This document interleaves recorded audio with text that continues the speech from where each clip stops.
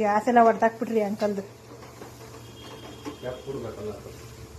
ಅದಕ್ಕೆ ಹಂಗೆ ಮುಗಿ ಚಿಕನ್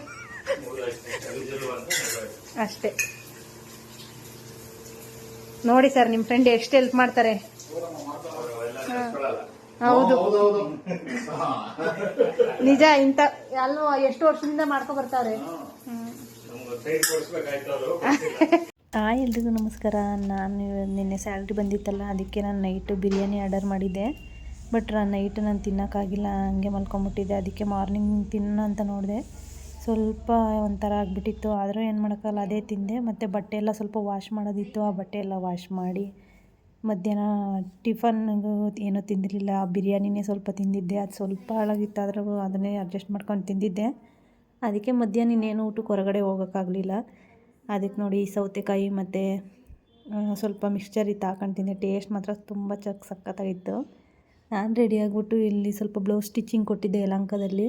ಆಗಿದೆಯಾ ಅಂತ ಕೇಳ್ಕೊಬರೋಣ ಅಂತ ಹೋಗಿ ಅವ್ರಿಗೆ ಕಾಲ್ ಮಾಡಿದೆ. ಅವ್ರು ನೋಡಿ ಶಾಪ್ ಕ್ಲೋಸ್ ಅಂದರೆ ಇನ್ನೇನು ಯಲಹಂಕಗೆ ಹೋಗಿದೆ, ಸುಮ್ಮನೆ ಓಲಾ ಅಮೌಂಟ್ ವೇಸ್ಟ್ ಆಗುತ್ತೆ ಅಂತೇಳಿ ನಾನು ಫಸ್ಟ್ ಇದನ್ನೆಲ್ಲ ಪಿ ಜಿಗೆ ಹೋದೆ ಅಂಕಲ್ನ ಮಾತಾಡ್ಸ್ಕೊಂಡು ಬರೋಣ ಅಂತ. ಅಲ್ಲಿ ನೋಡಿದ್ರೆ ಚಿಕನ್ ಮಾಡ್ತಿದ್ರಿ. ಇವತ್ತು ಸಂಡೇ ಎಲ್ಲ, ಸಂಡೇ ಟೈಮು ಚಿಕನ್ ಫುಡ್ ಅಂತೂ ತುಂಬಾ ಚೆನ್ನಾಗಿರುತ್ತೆ ಅಲ್ಲಿ ಪಿ ಜಿಲಿ. ಮತ್ತು ಅಲ್ಲಿ ಹೋಗಿದ್ನೆಲ್ಲ ಸ್ವಲ್ಪ ಬೇಡ ಲೇಟ್ ಆಗಿಬಿಡ್ತೈತೆ. ಹಾಕ್ತೀವಿ ಈರುಳ್ಳಿ, ಟೊಮಾಟೊ ಬೇರೆದು ಹಾಕಂಡ್ಲಾ? ಟೊಮಾಟ ಈರುಳ್ಳಿ ಸಾಕು, ಒಂದು ಚಿಕ್ಕವೂ ಇಲ್ಲ.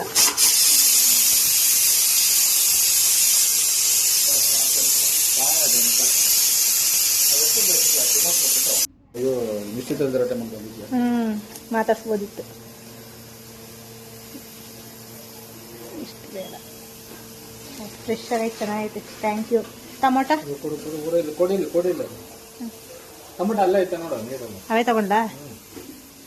ಇಲ್ಲಿ ನಮ್ಮ ಪಿ ಜಿಲಿ ಊಟ ಕೂಡ ಇರಲ್ವಲ್ಲ, ಹೆಂಗೋ ಅಲ್ಲಿ ಊಟನೂ ಇಲ್ಲ, ಔಟ್ ಸೈಡ್ ತಿನ್ನಬೇಕು, ಇಲ್ಲೇ ತಿನ್ಕೊಂಡು ಊಟ ಮಾಡ್ಕೊಂಡು ಹೋಗು ಅಂತ ಹೇಳಿದ್ರು ಅಂಕಲ್ಲು.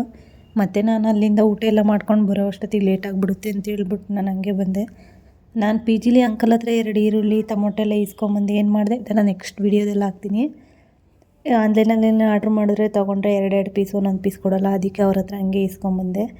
ನೆಕ್ಸ್ಟ್ ವೀಡಿಯೋದಲ್ಲಿ ಚೆಕ್ ಮಾಡಿ. Thank you.